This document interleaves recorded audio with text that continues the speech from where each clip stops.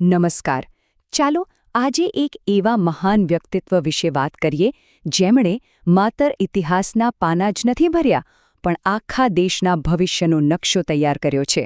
જી હા, આપણે વાત કરી રહ્યા છીએ ડૉક્ટર ભીમરાવ આંબેડકરની, જેમને ભારતના શિલ્પકાર તરીકે પણ ઓળખવામાં આવે છે.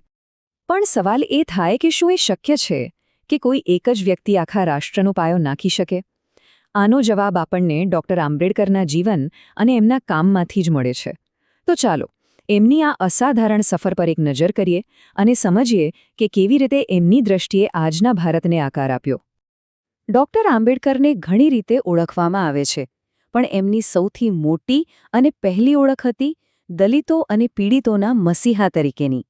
એવા સમાજ માટે તેઓ એક આશાનું કિરણ બનીને આવ્યા હતા, જે સદીઓથી અન્યાય અને દમનનો ભોગ બનતો આવ્યો હતો. પણ એમની પ્રતિભા કોઈ એક સમુદાય પૂરતી સીમિત નહોતી. રાષ્ટ્રીય સ્તરે એમનું જે યોગદાન છે એ તો અમૂલ્ય છે, અને એ છે ભારતના બંધારણના મુખ્ય ઘડવૈયા તરીકેનું. એક એવી સિદ્ધિ જે ઇતિહાસમાં હંમેશા સુવર્ણ અક્ષરે લખાયેલી રહેશે. તો સવાલ એ છે કે આટલી મોટી સફરની શરૂઆત ક્યાંથી થઈ?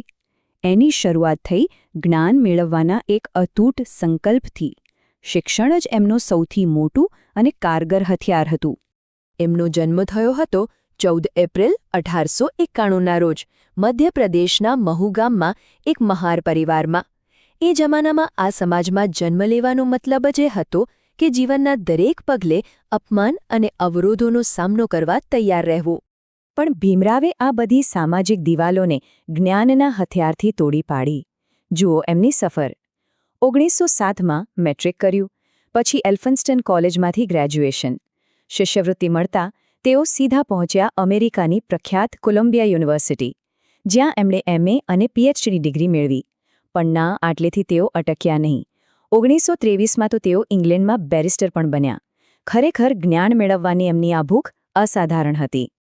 અને આટલા ઊંડા અભ્યાસ અને જબરદસ્ત સમજ સાથે ડૉક્ટર આંબેડકરે રાષ્ટ્ર નિર્માણના સૌથી મોટા પડકારનો સામનો કર્યો. તારીખ હતી 15 ઓગસ્ટ 1947. ભારત આઝાદ થયું. એક ક્ષણ ઐતિહાસિક તો હતી જ, પણ આઝાદીની સાથે એક મોટો પડકાર પણ સામે ઊભો હતો. આટલા વિશાળ અને વિવિધતાસભર દેશને ચલાવવા માટે કોઈ કાયદાકીય માળખું જ નહોતું, કોઈ બંધારણ જ નહોતું. આ ગંભીર પડકારને પહોંચી વળવા માટે બંધારણ સભાની રચના થઈ. અને આ સૌથી મહત્વપૂર્ણ કામનું નેતૃત્વ કરવા માટે જે વ્યક્તિની પસંદગી થઈ એ હતા ડૉક્ટર ભીમરાવ આંબેડકર. એમના માર્ગદર્શન હેઠળ 2 વર્ષ 11 મહિના અને 18 દિવસની સખત મહેનત અને લાંબી ચર્ચાઓ પછી ભારતનું નવું બંધારણ તૈયાર થયું. અને આ જ બંધારણ 26 જાન્યુઆરી 1950ના રોજ લાગુ કરવામાં આવ્યું. એ દિવસ જેને આપણે સૌ ગણતંત્ર દિવસ તરીકે ઉજવીએ છીએ. ડૉક્ટર આંબેડકરનું કામ માત્ર કાયદા ઘડવા પૂરતું સીમિત નહોતું, જરાય નહીં. એમના દરેક કામની પાછળ એક મજબૂત ફિલોસોફી હતી, અને આ ફિલોસોફી એમના 3 માર્ગદર્શક સિદ્ધાંતોમાં સ્પષ્ટપણે દેખાય છે. સમાજમાં પરિવર્તન લાવવા માટે એમણે 3 સૂત્રો આપ્યા, જે આજે પણ એટલા જ સાચા છે. પહેલું, શિક્ષિત બનો, કારણ કે જ્ઞાન સાચી તાકાત છે. બીજું, સંગઠિત બનો, કારણ કે એકતા વગર કોઈ પણ લડાઈ જીતી શકાતી નથી. અને ત્રીજું, સંઘર્ષ કરો, પોતાના હક અને ન્યાય માટે અવાજ ઉઠાવો. અને આ સિદ્ધાંતો માત્ર શબ્દો નહોતા, એમણે એમને જીવનમાં ઉતાર્યા. પૂના કરાર દ્વારા દલિતો માટે રાજકીય પ્રતિનિધિત્વ પાક્કું કર્યું. દેશના પહેલા કાયદા મંત્રી તરીકે એવું બંધારણ બનાવ્યું જે બધાને સાથે લઈને ચાલે. એમણે સામાજિક સુધારા માટે તર્ક અને વૈજ્ઞાનિક વિચારસરણીનો પાયો નાખ્યો. ડૉક્ટર આંબેડકર 1956માં આપણી વચ્ચેથી ભલે ચાલ્યા ગયા, પણ એમનો વારસો આજે પણ જીવંત છે અને સતત પ્રેરણા આપે છે.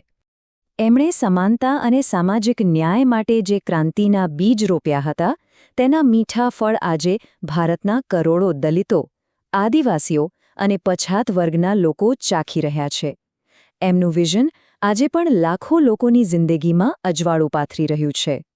અને રાષ્ટ્ર નિર્માણમાં એમના આ અભૂતપૂર્વ યોગદાનને બિરદાવવા માટે ભારત સરકારે એમને મરણોત્તર દેશના સર્વોચ્ચ નાગરિક સન્માન ભારત રત્નથી નવાજ્યા. અને અંતે ચાલો એક વિચાર સાથે આ ચર્ચાને પૂરી કરીએ. એક સવાલ જે આપણે સૌએ પોતાની જાતને પૂછવો જોઈએ. ડૉક્ટર આંબેડકરે સમાનતા અને ન્યાય માટે જે ક્રાંતિના બીજ વાવ્યા હતા તે આજના સમાજમાં ખરેખર કેટલા ફળદાયી સાબિત થઈ રહ્યા છે?